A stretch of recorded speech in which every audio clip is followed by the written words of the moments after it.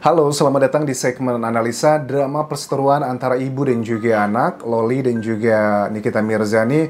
Ini kayaknya semakin memanas ya teman-teman. Hari ini aku melihat ada tayangan terbaru dari Loli yang memberikan statement terkait dengan pernyataan ibundanya. Well, adakah kabar baik di sini? Sepertinya sudah akan mengarah ke sana ya. Menurut aku sih, percayalah yang namanya hubungan antara ibu dan juga buah hati itu tidak akan ada terputus apapun masalah yang dihadapi. Ada beberapa hal yang disampaikan oleh Loli di sini dan pertanyaan dari netizen ataupun wartawan nanya gitu di momen Lebaran nanti, apakah Loli akan datang ke rumahnya Nikita Mirzani? Loli ngejawabnya bahwa ya, aku akan datang ke rumah asal dibukakan pintunya. Kalau nggak dibukakan pun tidak masalah. Karena mengenai isu dibukakan pintu ini juga sudah dibahas beberapa kali oleh Loli dan juga kekasihnya Fadel ya. Yang mengatakan bahwa pada saat Loli datang mendarat pertama kali dari UK, itu langsung diantarkan oleh kekasihnya ke rumahnya. Nikita Mirzani, tetapi tidak dibukakan pintu. Tapi Loli juga bilang, ya waktu datang sama Fadel, emang nggak dibukakan. Terus aku juga datang sendirian 2 kali, pun sama tidak dibukakan. Loli bilang bahwa ibu aku itu tipikal orang yang keras kepala. Jadi biarin aja dulu, mau gimana lagi. Well, to some extent aku setuju bahwa ada banyak hal yang nggak bisa kita kontrol ya. Maksudnya kayak hatinya Nikita Mirzani, bagaimana ngebukanya. Tapi kalau cuma dibiarin aja, takutnya ini malah jadi api dalam sekam loh. Maksudnya gimana? Mungkin di luar Nikita Mirzani udah kelihatan ikhlas, selalu mengatakan aku sudah ikhlas kok dengan putriku, dia bebas silahkan begitu begini. Tapi menurut aku kadang itu ada teori dekonstruktif ya. Apa yang terus-terusan diucapkan oleh seseorang justru itu adalah kebalikannya. Nikita Mirzani selalu bilang ikhlas, ikhlas, ikhlas, sudah mengikhlaskan Loli, tapi sebenarnya dia masih sangat kecewa dan juga kesel. Adalah hal yang wajar.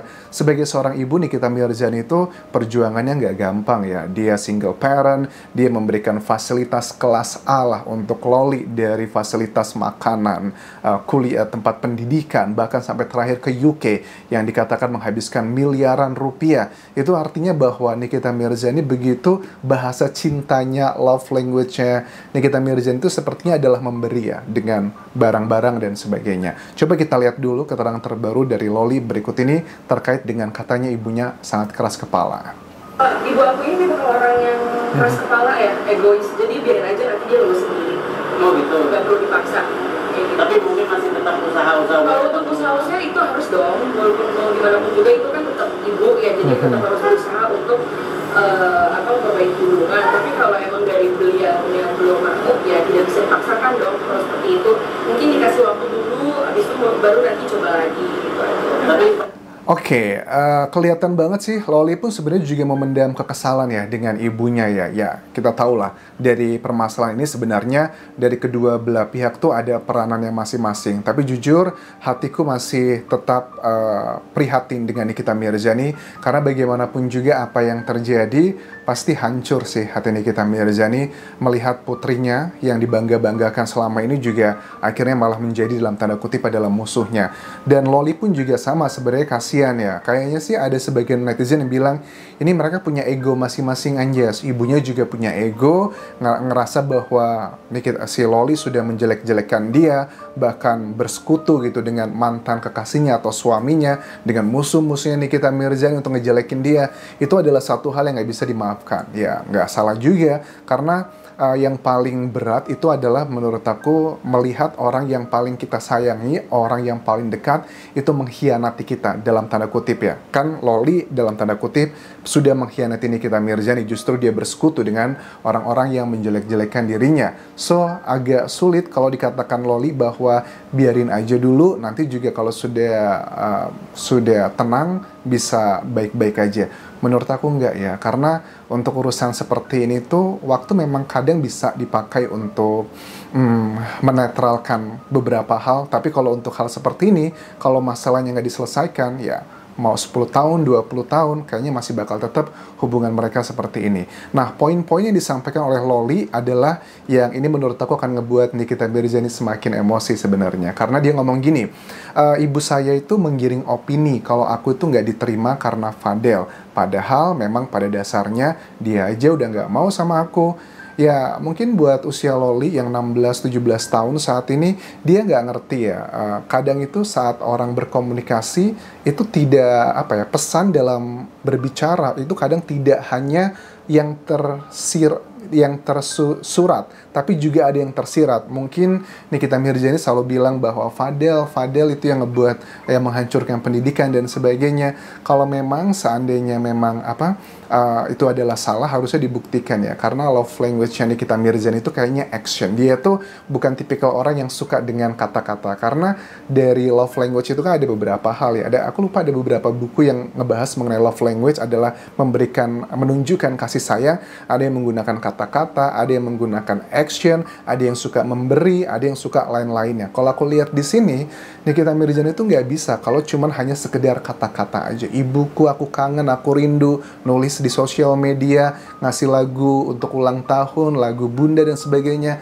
Itu bukan tipikal Nikita Mirzani bisa menyentuh hatinya. Dia tuh tipikal yang love language-nya adalah action. Tunjukkan begitu. Kalau memang Fadel tidak merusak karirnya, pendidikannya si Loli, harusnya dibuktikan. Mungkin dia dengan sekolah lagi di sekolah yang mungkin biasa-biasa aja. Karena kalau aku cek di sini usia 16-17 tahun, berarti dia baru lulus SMA ya.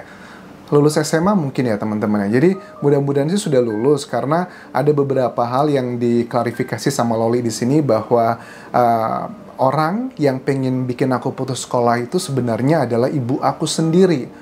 Oh ya, dia suruh aku pulang saat lagi ujian.